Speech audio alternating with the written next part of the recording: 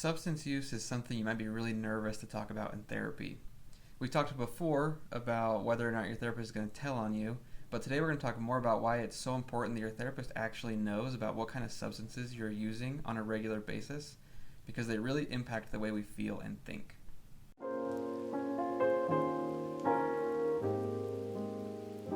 Any stories shared in this podcast have had names and details changed for the confidentiality of clients. Any resemblance to someone real is coincidental. Hello, everybody. Thank you for joining us for another episode. In today's episode, we're going to talk about some more things that can get you stuck in therapy and make it feel like it's not working. Specifically, we're going to talk about if you are in therapy and you're not talking to your therapist about substance use or drug use or things like that you're engaging in your life.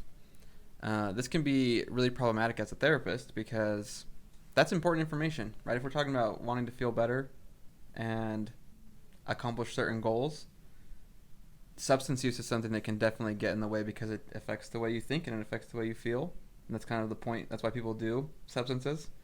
But why does it matter if, let's say I like smoking. Why does it matter if my therapist knows or not? I think that it's, again, a really good question. And how important is it? You know, I've had a lot of people, like, they don't tell me that they're smoking for quite a while, maybe down the road into therapy. But one of the reasons that this is really important is because in therapy, what we're trying to do is help you gain a different relationship with your emotions and the way you manage emotions.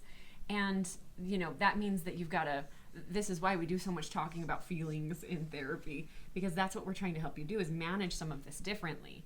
Well, if you're smoking as a way to manage your emotions outside of session, and we're never talking about that, then it's going to greatly impact how much effect therapy is having on you, maybe not so much in session, but outside in your regular life. That's actually exactly where I was going to go, is that substances alter the mood. I wake up most mornings to pre-workout in a cup. Why? Because it gives me more energy. It is a substance that gives me energy that I'm hoping to use while I exercise, right?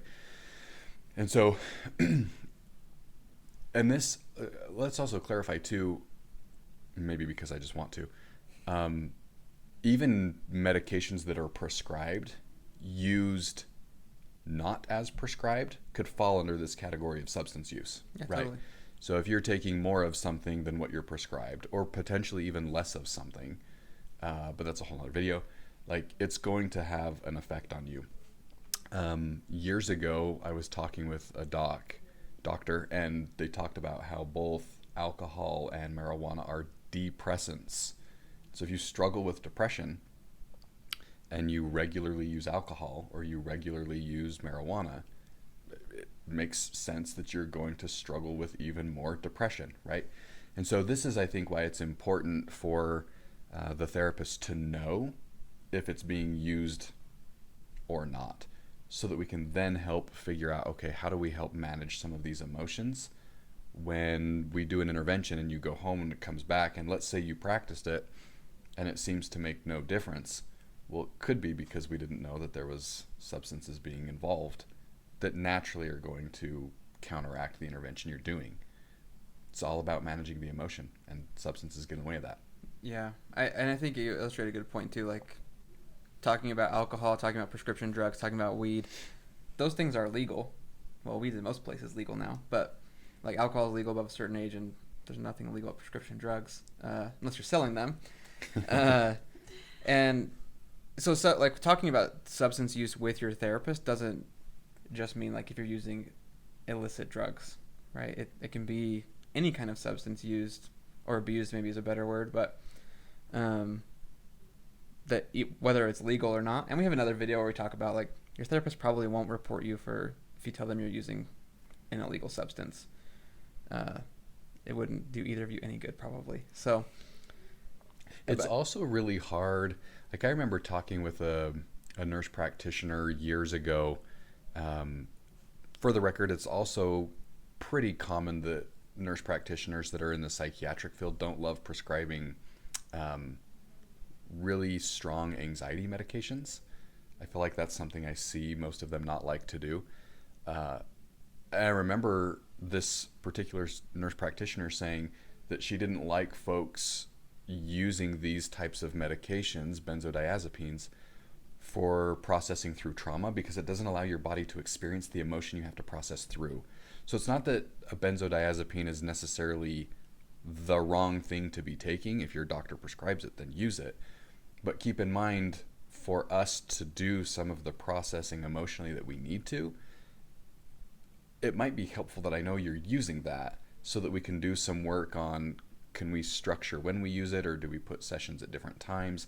Because part of the treatment is experiencing that emotion. So this is the other thing that I was going to say, is that I don't think that people always recognize that different medications that you're taking can actually affect your therapy session. Yeah. Right? So let's say you take a Xanax before you come into session, and then we're going to process through trauma.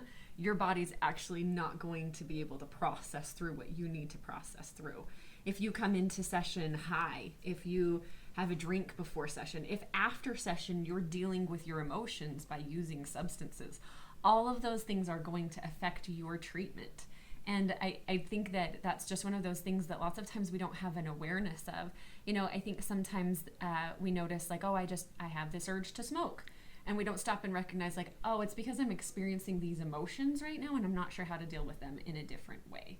So this is something that, yeah, it's important to talk to your therapist about substance use around your sessions and outside of sessions, just so that you all have a clear picture of what this is looking like and if it's affecting your treatment. Yeah, I always think of like when I was in my EMDR training, they like gave me like a whole category of medicine. Like, you cannot process trauma if your client is taking these medications. Like, they just can't get there emotionally where they need to be to like process trauma. I think it's important that we clarify. We're not telling you don't do these things. What we are suggesting is let us know what's happening so that we know how to best intervene there. Yeah. If it's making sure we don't take a specific medication before a session, if I need to move my calendar around to make it so that it can fit what your needs are, so that, like, if you have to have your med in the morning, maybe a morning appointment isn't the right time for us, right? So it's not that we're trying to tell you don't follow doctor's advice or don't use whatever you're using. It's let us know about it so that we can best provide the support necessary. Right, and be open to the idea that maybe your substance use it can affect you in therapy. It can slow you down. It can make your progress not happen. And so if you're wanting to get through therapy as quickly and efficiently as possible, this is just something that's really important to keep in mind. Yeah. They're mood altering.